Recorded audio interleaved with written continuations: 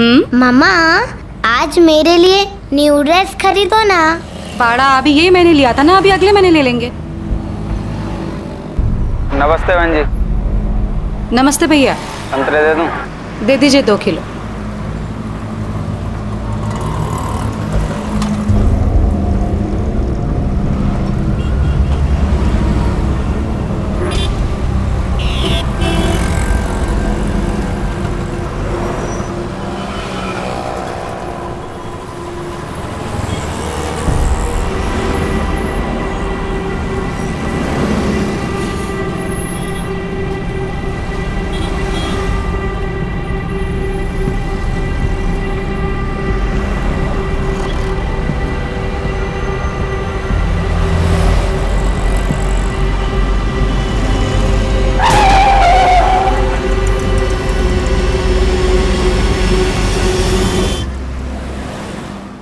कहते हैं कि दुनिया में सबसे गहरा रिश्ता माँ और बेटी का होता है।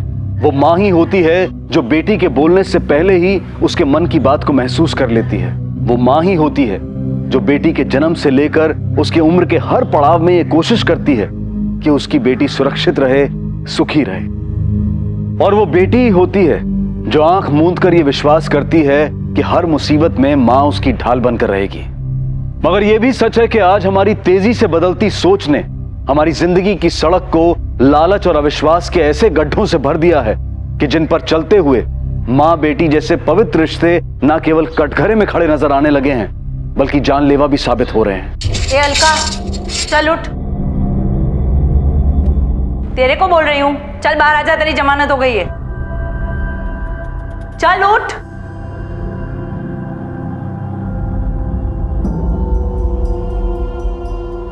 चल चल।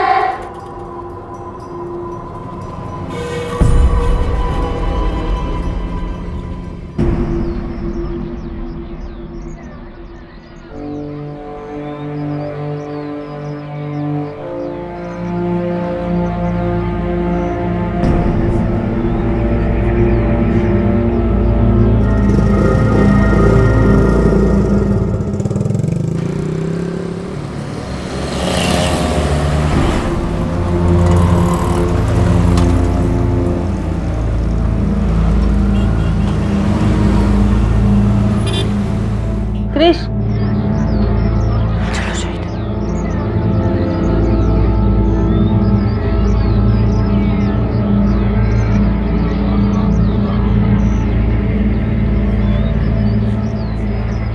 देखो, इतना सब कुछ होने के बाद आराम से घूम रही है उसके साथ।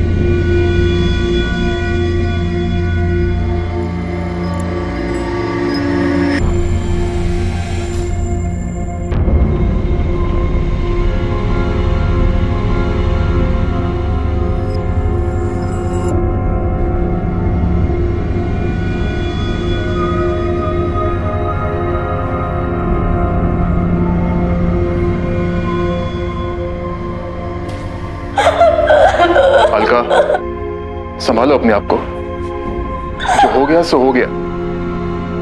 ये समय है कि हमको अपनी लाइफ दोबारा शुरू करनी चाहिए। मैंने एक वकील से बात की है, उसने कहा है कि वो ये केस खत्म करवा देगा। महाराष्ट्र में मुंबई के पास पालम गांव में रहने वाली अलका के पति विमलेश की 1 साल पहले मौत हो चुकी थी और वो अपनी 6 साल की बेटी रितिका के साथ उसी घर में रह रही थी। लेकिन अब जो उसके साथ हो रहा था वो हैरान कर देने वाला था। उसने ऐसा क्या गुनाह कर दिया था कि हर कोई उससे नफरत कर रहा था? या फिर वो किसी साजिश की शिकार थी? या फिर जाने अनजाने में सच में उससे कोई अपराध हो गया था? वजह जो भी हो, लेकिन इतना तो साफ था कि एक मासूम बच्ची की मौत हुई थी और उसके बाद कई सवाल उठ खड़े हुए थे और सबसे बड़ा सवाल माँ बेटी के रिश्ते पर था। लेकिन जो सच था वो इन सवालों के पीछे सिसक रहा था।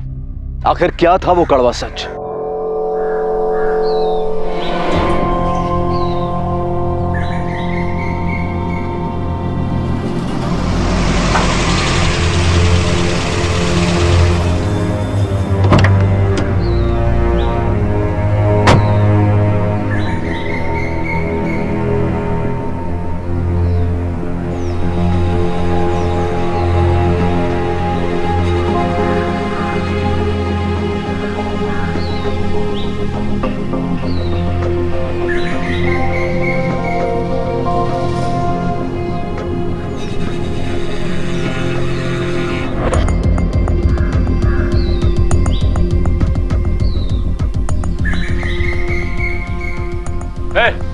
क्या नाटक लगा रखा है?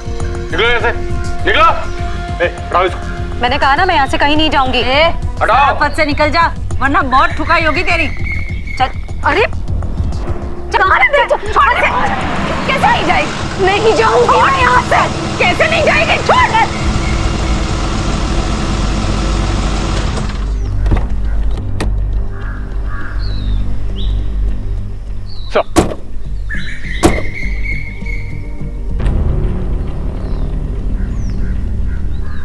यादव सर, कौन है औरत? सर मर्डर का केस चल रहा है इस पर। इससे बचने के लिए फालतू में ड्रामा कर रही है, जबकि इसने सर जानबूझकर अपनी बेटी को एक्सीडेंट में मारा है। इसे मेरे कैबिन में भेज दो, मुझे बात करनी है। सर।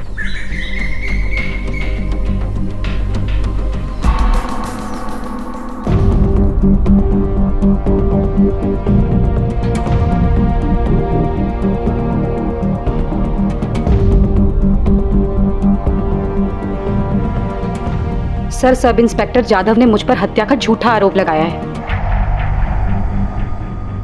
सर, अब आप ही कुछ कीजिए। Shiv sir, you take charge of this case. मैं जादव से बोल दूंगा, he'll give you all the details. Yes sir. Sir, मेरे हस्बैंड की मौत के बाद मैं और मेरी बेटी अकेले रह गए थे। मम्मा, पापा कभी नहीं आएंगे ना?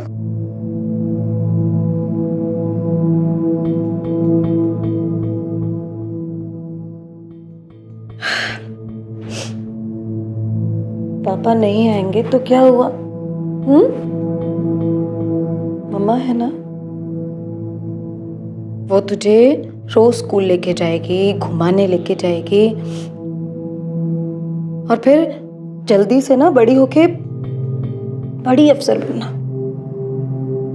मम्मा को शॉपिंग पे लेके जाएगी ना फिर।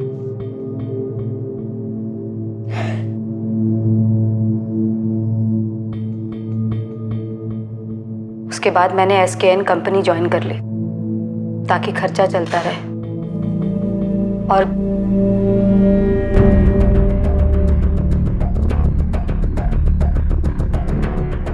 ड्यूटी पे जाते वक्त मैं अपनी बेटी को स्कूल छोड़ते हुए जाती थी। सर, मंगल नगर में 2 ग्रुप में लफड़ा हो गया, 1-2 को चाकू भी लगा है। सर अभी प्लीज आप मेरे साथ चलिए। इस औरत की सारी डिटेल राशन देता हूँ आपको। ठीक है। शिंदे जी सर। तुम भी मेरे साथ चलो। ठीक है सर। मैम, आप थोड़ी देर यहाँ बैठिए, मैं आकर के आपसे मिलता हूँ। जी। शिंदे माने को बोल दो मैं उनसे चाय कॉफी के लिए पूछे। ठीक है सर। आओ। माने, मैडम पूछा, पानी पूछ लो।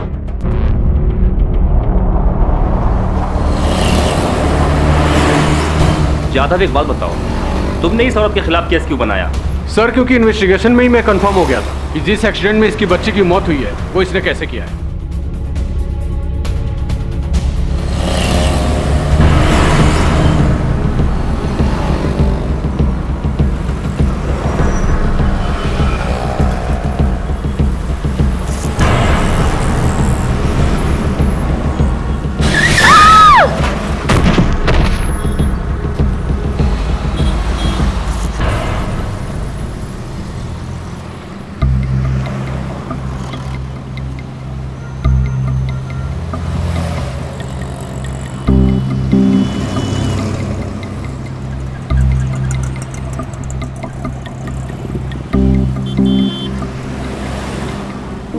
रितिका, रितिका, माला, माला उठ, रितिका उठ, रितिका, रितिका, माला उठ।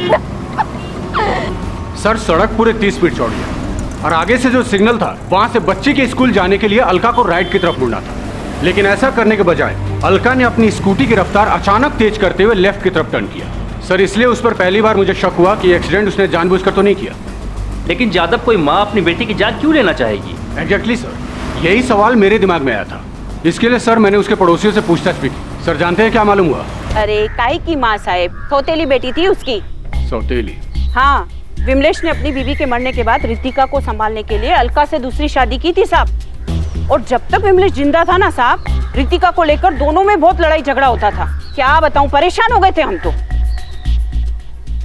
साहब, उसकी बेटी रितिका को मैंने खुद ने कार के नीचे आने से बचाया था। बड़ी लापरवाह माँ है साहब, ऐसा लगता है वो खुद अपनी बेटी को मरवाना चाहती है।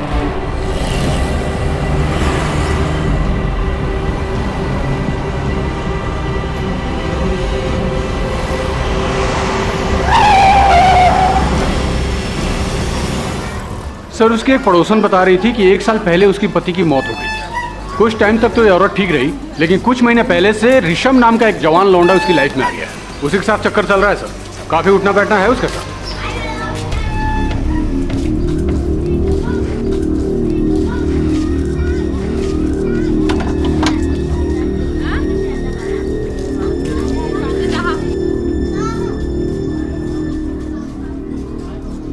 इसके मर्द को मरे अभी साल भर भी पूरा नहीं हुआ है और देखो कैसे गुलछर्रे उड़ा रही है।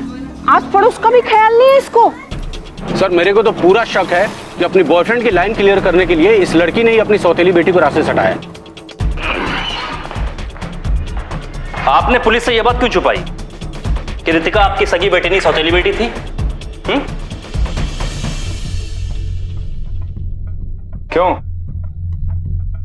सर, इस बात का इस केस से क्या संबंध है? क्योंकि आपका अपने हस्बैंड के साथ रितिका को लेकर के रोज झगड़ा होता था। मुझसे पूछे बिना बाहर जाने की क्या जरूरत थी? परमिशन ली तूने मुझसे? परमिशन ली? इकड़िया, इकड़िया। तेरे को बोला इधर आ तो इधर आने का। चली गई। मम्मी अहो, ये क्या करते तुम भी? शर्म नहीं आती है तुम्हें? ए अलका, चुप। तूने पैदा नहीं किया इसको, ये मेरी बेटी है। समझ में आई तेरे? चल। रितिका, चल बेटा अंदर चल, मरने दे इसे।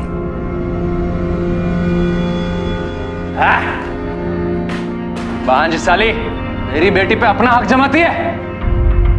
आपके हस्बैंड की मौत कैसे हुई? शराब पीने से उनका लीवर डैमेज हो गया, जिस वजह से उनकी डेथ हुई। और उसके बाद ऋषभ का आपके घर आना जाना बहुत हो गया, नहीं? हाँ, ऋषभ का आना जाना है मेरे घर पर। और फिर घर का दरवाजा तुरंत बंद कर लेते थे, क्यों? हाँ सही है, मैं ही बुलाती थी उसे। भाई है मेरा, राखी बांधी है मैंने उसे। रितिका, चल बेटा जल्दी से बुक निकाल, ऋषभ आ रहा है तुझे पढ़ाने। मम्मा मुझे नहीं पढ़ना है, मुझे उनके साथ घूमने जाना है। रितिका,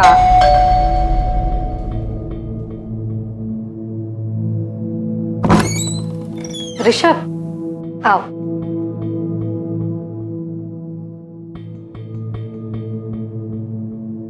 ऋषभ, अच्छा किया कि तुम आ। देखो रितिका बिल्कुल भी ध्यान नहीं दे रही पढ़ाई में। तुम रितिका की पढ़ाई की चिंता मुझ पर छोड़ दो।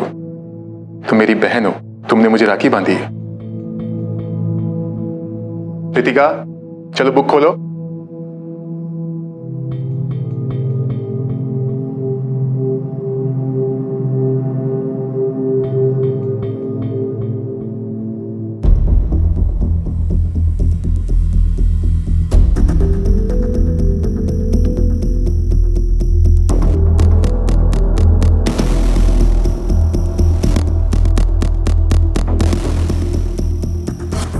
एक्सीडेंट वाली जगह पर सिग्नल के बाद आपकी बेटी का स्कूल सड़क के राइट हैंड साइड में है, फिर आप अचानक लेफ्ट हैंड साइड में क्यों मुड़ी थी?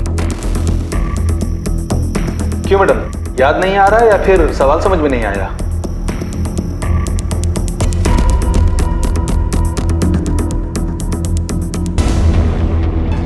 चल चल बड़ा, चल चल चल।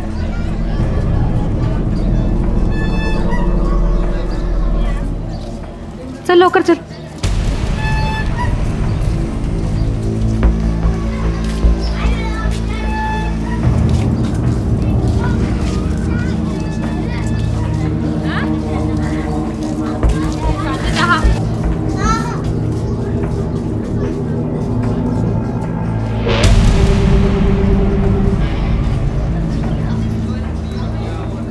अगर मुझे आगे बैठना है। तू पीछे बैठना, 6 साल की हो गई है, मुझे चलाने में दिक्कत होती है आगे। पीछे बैठ, चल जल्दी।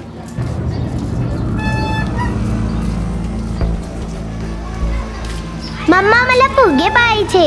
बड़ा उशीर होते। मम्मा फुगे ले दो ना। मम्मा प्लीज ओनली 3। ठीक है, ये लो। खुश?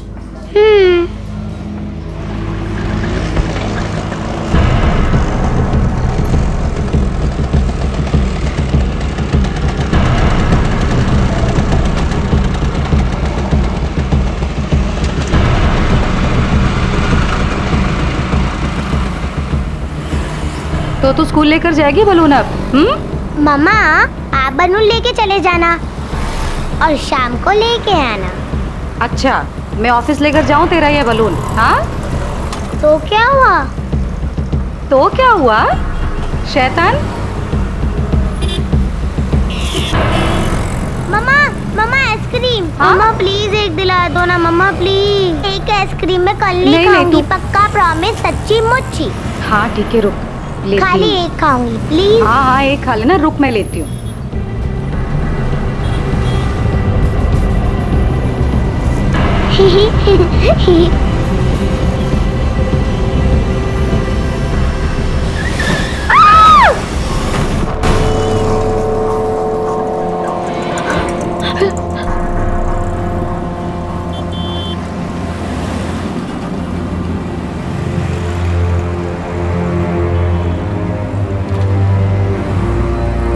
रितिका, रितिका, बड़ा बड़ा, रितिका उठना, रितिका।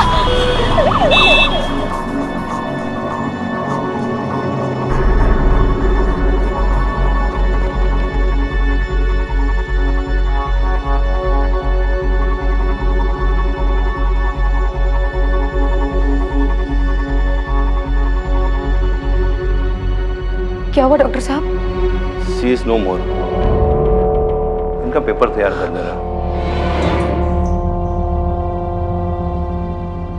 रितिका,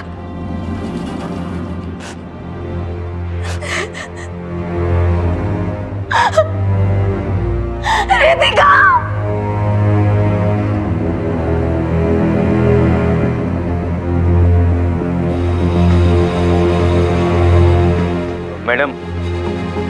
मैडम आपका भी मेडिकल टेस्ट करना पड़ेगा क्योंकि आपका जो केस है वो एक्सीडेंटल डेथ का केस है। चलिए।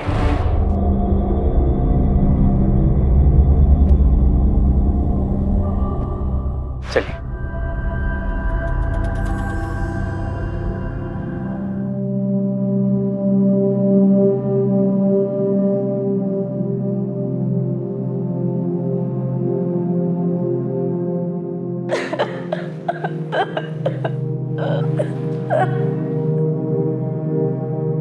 ये तो बदनसीबी है, कोई क्या कर सकता है।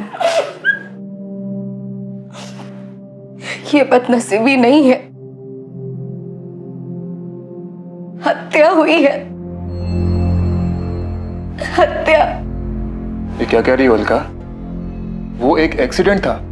नहीं ऋषभ, ये एक्सीडेंट नहीं था, हत्या हुई है। ये मेरी बेटी की हत्या हुई है इसमें। और पता है हत्यारा कौन है? वो लोग जिनकी लापरवाही के कारण सड़क पर गड्ढे बने। अगर वो गड्ढा ना होता तो मेरा एक्सीडेंट नहीं होता और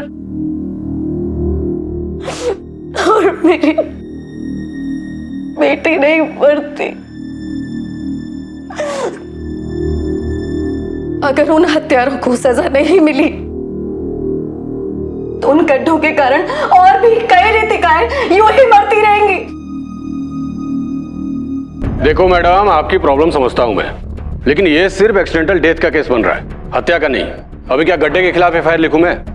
लेकिन सर मैंने खुद पता लगाया, सड़क के ठेकेदार का नाम प्रदीप सावंत है और इंजीनियर का नाम राज पाटिल है। सर उन लोगों को इतना तो पता होगा ही ना कि अगर सड़क में कोई खराबी है तो उससे किसी की भी जान जा सकती है। सर उनकी लापरवाही के कारण गड्ढा बना और मेरी बेटी की जान गई। उन लोगों के खिलाफ मर्डर का केस होना ही चाहिए। ठीक है, मैं आप लोगों की बात मान लेता हूं, लेकिन अभी मैं सिर्फ कंप्लेंट दर्ज करूंगा। पूरी जांच पड़ताल करने के बाद ही एफआईआर लिखूंगा। बोलिए बोलिए।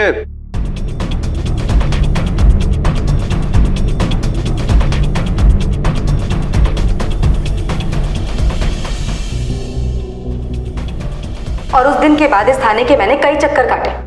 हर दूसरे दिन आकर मैं यही पूछती थी कि उस ठेकेदार प्रदीप सावंत और राज पाटिल के खिलाफ कोई कार्रवाई हुई या नहीं, लेकिन हर बार मुझे यही जवाब मिला सर कि जांच चल रही है। और उसके 1 महीने बाद वो हुआ जो कोई सोच भी नहीं सकता। ले जा इसको। तुम लोग क्या कर रहे हो? हाँ? क्यों पकड़ के रखा है मुझे? क्या किया मैंने? क्या कसूर है मेरा? कोई बताएगा मुझे? ओ मैडम, जांच चेक नहीं, तुमने एक्सीडेंट जानबूझकर किया है, इसके लिए लेके जा रहे हैं। क्या बकवास कर रहे हैं साहब? मैं ऐसा क्यों करूंगी? अपनी बेटी को क्यों मारूंगी मैं? मैडम, सड़क का एक तरफ का चौड़ाई 30 फीट है और वो गड्ढा सिर्फ 3 फीट चौड़ा और 2 इंच गहरा है। तेरे को छोटा सा गड्ढा दिखा और बाकी का 27 फीट सड़क नहीं दिखा। तू साइड से जा सकती थी ना, लेकिन तेरे को ऐसा करना ही नहीं था। तूने जानबूझकर अपनी स्कूटी गड्ढे में डाली ताकि तू अपनी सौतेली बेटी से छुटकारा पाकर अपने उस बॉयफ्रेंड ऋषभ के साथ शादी बना सके। चक्कर चल रहा है तेरा? ले जा इसको गाड़ी में डाल। साहब मेरी बात सुनो साहब, ये सच नहीं है साहब, मुझे छोड़ो साहब। साहब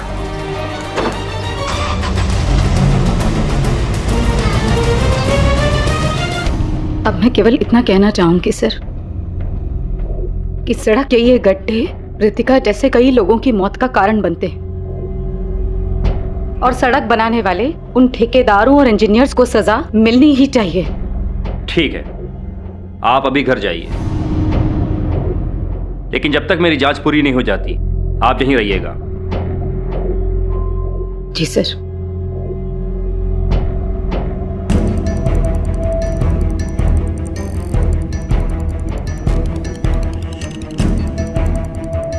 सर, मुझे तो अब इन दोनों की बातें सही लग रही हैं। ये तो जांच होने के बाद ही पता चलेगा कि कौन झूठ बोल रहा है। देखते हैं।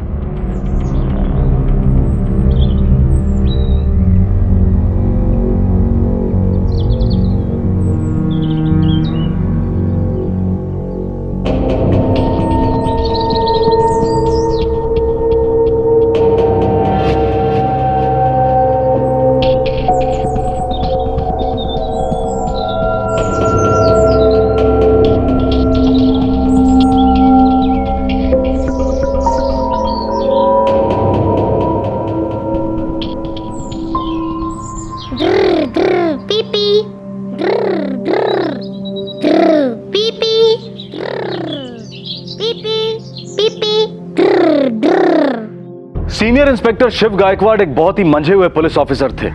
उन्होंने पहले जांच कर रहे सब इंस्पेक्टर जाधव और अलका दोनों से बात की थी और वो अच्छी तरह से जानते थे कि सच और झूठ की पहचान तथ्यों को परखने के बाद होती है। लेकिन कई बार ऐसा भी होता है कि सच उससे बिल्कुल उल्टा होता है जैसा हम सोच रहे होते हैं। लेकिन साथ ही यह भी एक बहुत बड़ा सच है कि हमारे देश का कानून भावनाओं पर नहीं बल्कि परखे गए सबूतों पर यकीन करता है। इसलिए सीनियर इंस्पेक्टर गायकवाड़ को अब अपराधी के खिलाफ सबूत भी इकट्ठे करने थे और इसी बात को ध्यान में रखते हुए उन्होंने इस केस की दोबारा से जांच शुरू की।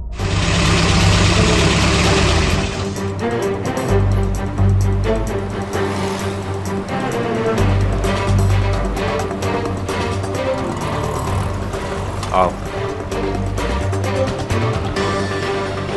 हाँ साहब, स्कूल जाते समय बच्ची यहाँ से आइसक्रीम खाई थी और वहाँ पर उनका एक्सीडेंट हुआ।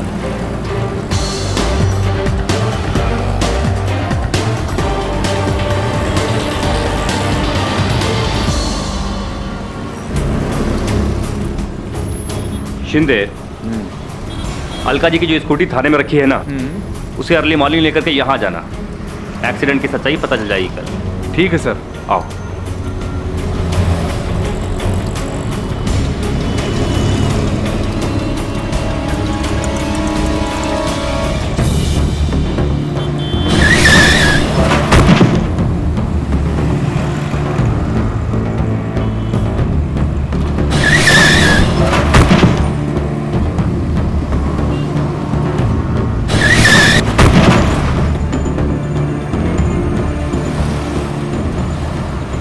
शिंदे जी सर, यहाँ से एक ज़मीन का टुकड़ा खोदकर लैब भेज देना, ताकि पता तो चले कि रोड बनाते समय कोई लापरवाही हुई है या नहीं। और हाँ, साथ में एक्सीडेंट के बाद अलका का मेडिकल टेस्ट कराने वाले उस कांस्टेबल से भी पूछताछ करो।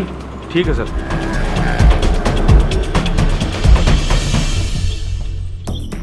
साहब, उस औरत को चोट तो बहुत लगी थी। चूंकि डेथ का केस था इसलिए मैंने उनकी मेडिकल रिपोर्ट बनवा ली है। ये देख लीजिए। ठीक है पटेल, तुम जाओ। Thank you sir.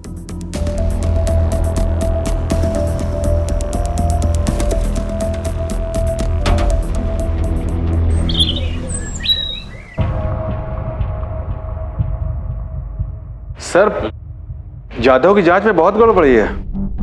ये देखिए सर, जिस समय एक्सीडेंट हुआ था वो करीब दिन के 11 बजे का समय था।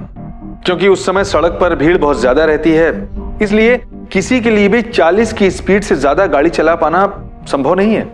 जबकि जाधव ने रिपोर्ट में लिखा है कि अलका जी 60 की स्पीड से गाड़ी चला रही थी। अगर अलका ने जानबूझकर ये एक्सीडेंट किया होता तो उसे वैसी चोटें नहीं लगती जैसे कि अचानक गिरने से लगती। और सर, अलका के मेडिकल रिपोर्ट की भी अनदेखी की गई है, जो ये साबित करता है कि एक्सीडेंट में अलका को भी बहुत ज्यादा चोटें आई थी। शिंदे, जाधव से कहो कि मुझे इस केस के बारे में दोबारा बात करनी है। जी सर।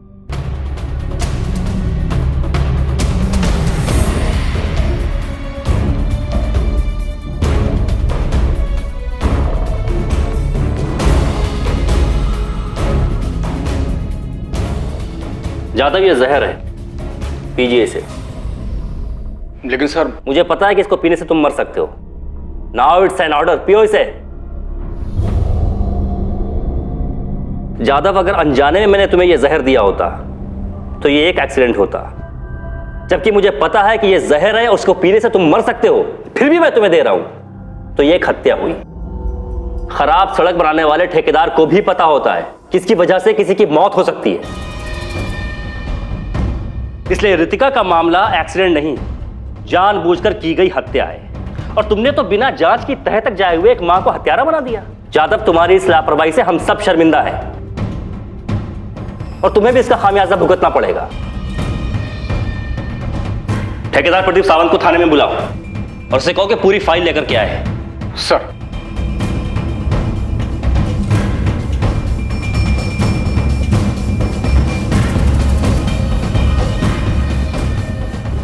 सर, पता चला कि इनका एक फ्लैट अंधेरी में भी है, 2 भाई खल्ला में भी हैं। हाँ साहब, बात तो बराबर है। कौन से ग्रेड के ठेकेदार हैं ये? बी ग्रेड के। आप 3 साल से बी ग्रेड के ठेकेदार हैं और सरकारी ठेके में आपको इतनी जल्दी इतना मुनाफा हो गया। सड़क बनाते समय आपने जो मटेरियल यूज किया है उसके बिल और सरकारी इंजीनियर से उसके अप्रूवल के पेपर सब इसमें है ना? हाँ साहब, सब इसमें है। लेकिन साहब, आप बोलो ना, करने का क्या है?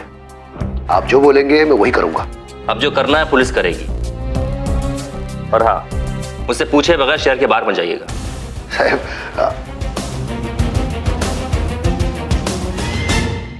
सड़क में बने हुए गड्ढे सिस्टम में पड़ चुके गड्ढों की गवाही हैं। ये कहना बहुत मुश्किल है कि सिस्टम में गड्ढे हैं या गड्ढों में सिस्टम। लेकिन जो भी हो, एक बात बिल्कुल साफ है कि इन गड्ढों की वजह से अब तक हजारों लोगों की जान जा चुकी है।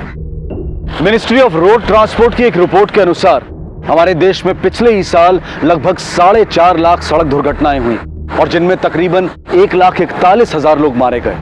और इनमें से 11,000 से ज्यादा दुर्घटनाएं सिर्फ सड़क पर बने गड्ढों की वजह से हुई, जिनमें 3,000 लोग मारे गए। और यह सब हमारी और आपकी बदकिस्मती नहीं है कि देश भर में हर दिन हर घंटे लगभग 16 लोग यानी कि तकरीबन हर चौथे मिनट में हमारे किसी अपने की हत्या कर दी जाती है। दोषी कौन है? सड़क पर बना हुआ गड्ढा, या सड़क बनाते समय लापरवाही बरतने वाले ठेकेदार, या जांच करने वाले सरकारी अधिकारी, या फिर खुद अलका, जिसे सड़क पर बने गड्ढे से बचकर चलना चाहिए था। वजह जो भी हो, लेकिन हर साल गड्ढों की वजह से होने वाली मौत की लिस्ट में 5 साल की मासूम रितिका का नाम भी जुड़ गया। लेकिन अब देखना यह था कि जो लोग इसके लिए जिम्मेदार थे, क्या उन्हें अपनी हरकतों पर जरा भी शर्म थी, या फिर वो कुछ ऐसा करने वाले थे जो आपके और हमारे सड़क पर सुरक्षित चलने और जिंदा रहने के अधिकार पर एक तमाचा था।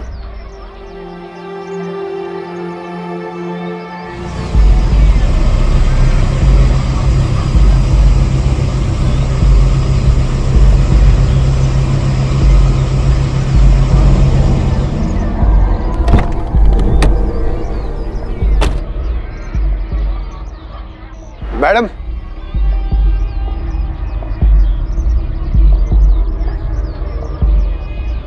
नमस्कार। मैं ठेकेदार प्रदीप सावंत। बोलो। मैडम, मैं तुम्हारी बेटी को वापस तो नहीं ला सकता, बस तुम कुछ ले दे के मामला सेटल कर दो। तुम मेरी बेटी की मौत का सेटलमेंट करना चाहते हो ना? कितने पैसे दोगे? ऐसे मैडम मेरा तो कुछ बनता नहीं है, फिर भी मैं 2 लाख रुपए ले आया हूं। ठीक है।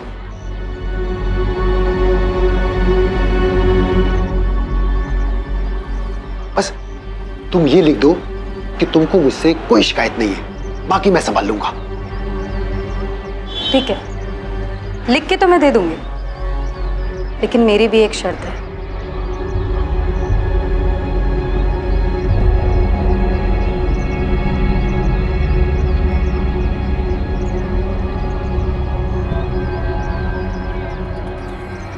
$2.5 लाख तो हो जाएंगे ना? बराबर ना?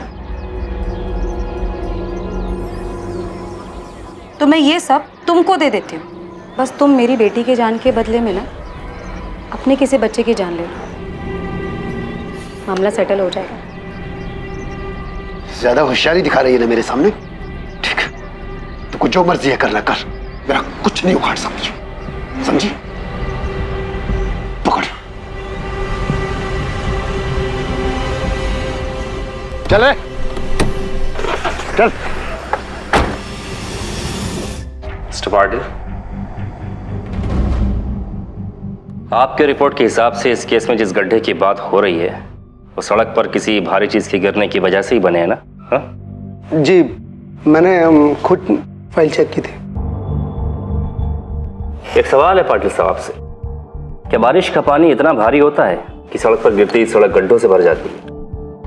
चलिए मानिए आपकी बात कि वो गड्ढा जिसकी वजह से एक बच्ची की मौत हुई सड़क पर किसी भारी चीज के गिरने की वजह से बनी है, लेकिन उसी सड़क पर और भी बहुत सारे गड्ढे हैं और वो भी आपकी ही सुपरविजन में बने हैं ना?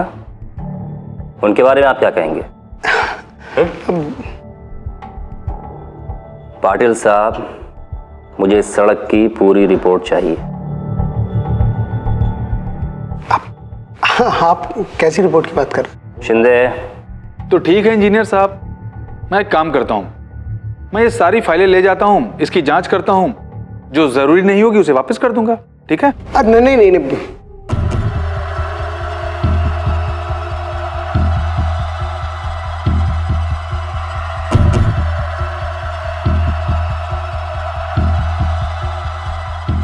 इसी में सारे पेपर्स हैं। Thank you. Thank you.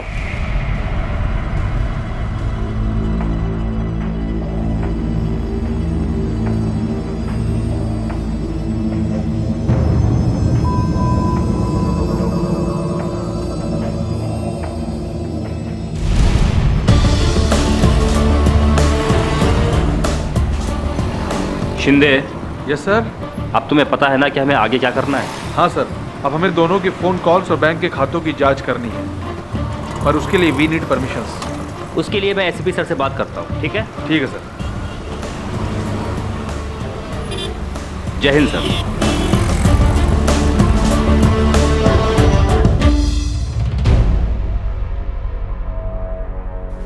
Sir सड़क का जो टुकड़ा हमने सैंपल के लिए लैब भेजा था उसकी रिपोर्ट आ गई है। इसके अनुसार ना तो सही मटेरियल का इस्तेमाल किया गया है और ना ही सही टेक्निक का। और उनके फोन कॉल्स और बैंक रिपोर्ट? सर उसकी जांच भी मैंने कर ली है। अगर ठेकेदार और इंजीनियर को सजा दिलवाना है तो ये सबूत अभी भी काफी नहीं है, और अगर इन सबूतों को लेकर के हम केस फाइल करते हैं तो उसे साबित करने में बहुत समय लग जाएगा।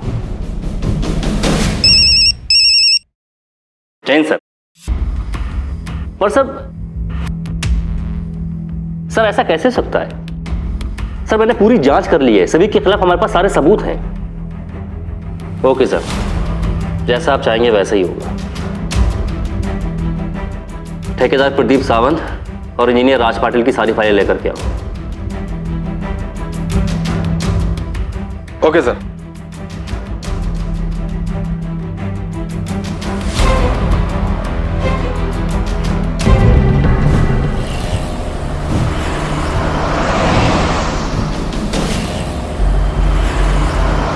सर इसमें लैब टेस्ट की रिपोर्ट से लेकर के मटेरियल सप्लायर, आप लोग के बैंक स्टेटमेंट्स, फोन कॉल्स सब रिकॉर्ड मौजूद है। लेकिन सर आप लोगों ने ऊपर से कॉल करा करके मेरी सारी मेहनत पर पानी फिरवा दिया।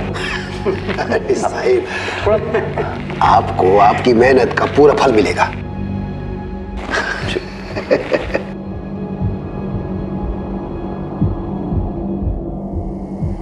ये लीजिए, बाकी मामला रफा दफा होने के बाद।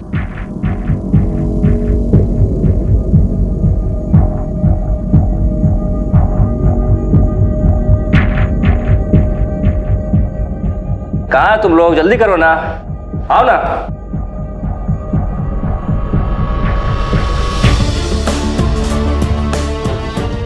आ गए साहब।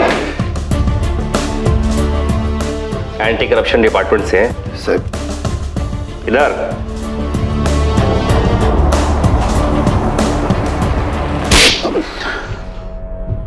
एसीपी कदम साहब के कहने से हमने ये सब किया ताकि तुम लोगों को रंगे हाथ पकड़ सके। लेके चलो इन्हें। चलो आ जाओ। आइए इंजीनियर साहब, आइए। आप अच्छा नहीं कर रहे हैं आप, लेकिन अच्छा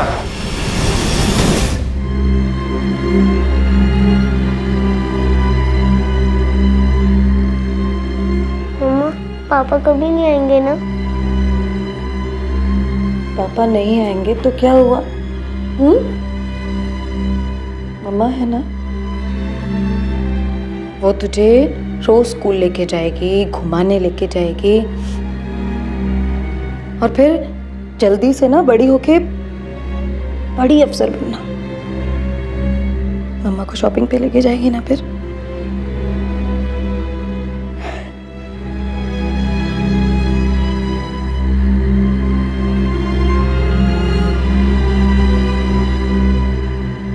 सारी जांच के बाद अलका पर लगे हुए सभी आरोपों को हटा दिया गया, मगर अलका के दिल पर लगे हुए जख्म अभी तक नहीं भरे हैं। वो आज भी हम सबसे सवाल करती है कि क्या मां और बेटी का रिश्ता सिर्फ बेटी को जन्म देने से ही जुड़ता है?